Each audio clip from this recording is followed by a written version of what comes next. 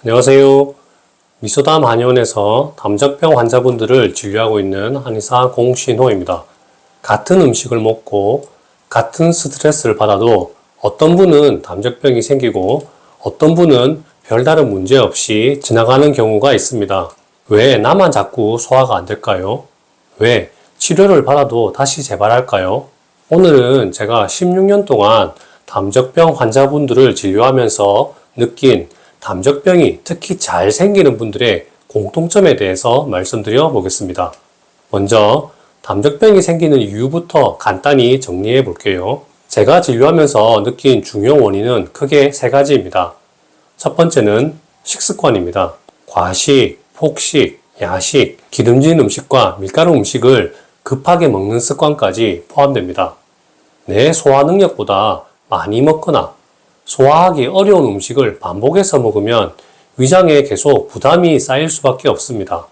음식만 그런 게 아닙니다. 영양제나 건강기능식품 여러 가지를 한꺼번에 장기간 섭취하다가 담적이 생긴 분들도 적지 않습니다. 둘째는 정신적 스트레스입니다. 가정 문제, 경제적인 걱정, 가족의 건강 문제처럼 마음을 계속 졸이게 만드는 것도 병의 원인입니다. 스트레스는 참 무서운 요인입니다. 눈에 보이진 않지만 위장 기능을 가장 먼저 무너뜨리는 경우가 많습니다.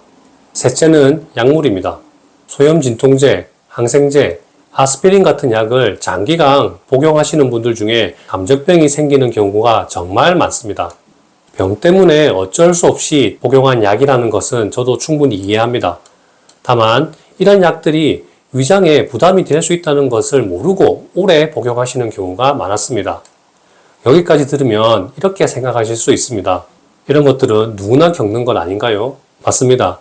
누구나 과식도 하고 스트레스도 받고 감기나 염증 때문에 약도 한 번쯤은 먹습니다.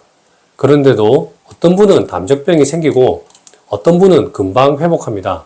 이 차이는 어디에서 생길까요? 오랜 기간 제가 진료하면서 내린 결론은 타고난 체질의 차이였습니다. 유전적 차이라고 표현할 수도 있겠네요.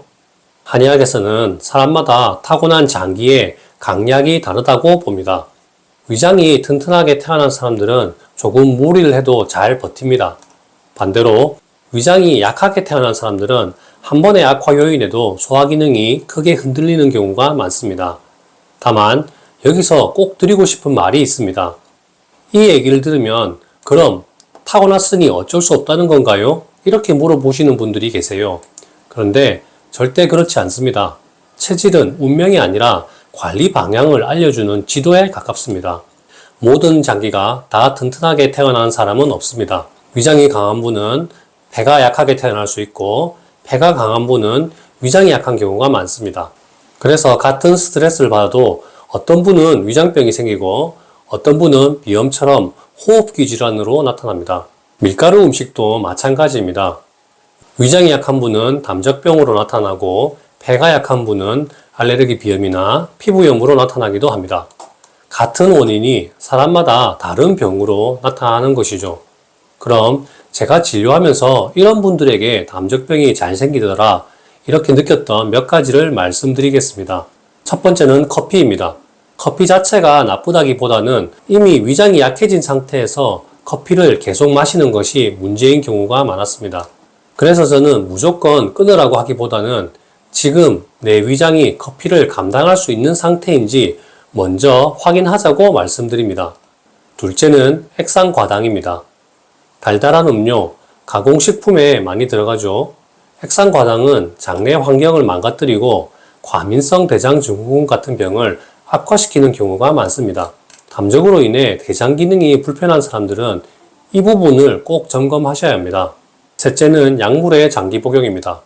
위장을 강하게 태어난 분들도 소염 진통제나 항생제를 오래 복용하면 결국 위장에 부담이 쌓입니다. 그래서 저희 한의원에서는 담적병 환자분들을 진료할 때 복용 중인 약을 꼭 확인하고 다른 대안을 찾으려고 노력합니다. 담적병은 어느 날 갑자기 생기는 병이 아닙니다. 조금씩 무리함이 쌓이다가 어느 순간 한계를 넘으면서 병으로 나타나는 경우가 많습니다.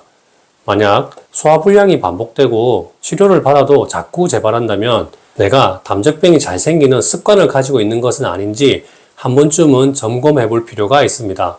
담적병이나 위장병 문제로 고민이 있는 분들은 상담을 통해 더 자세히 설명드리겠습니다. 감사합니다.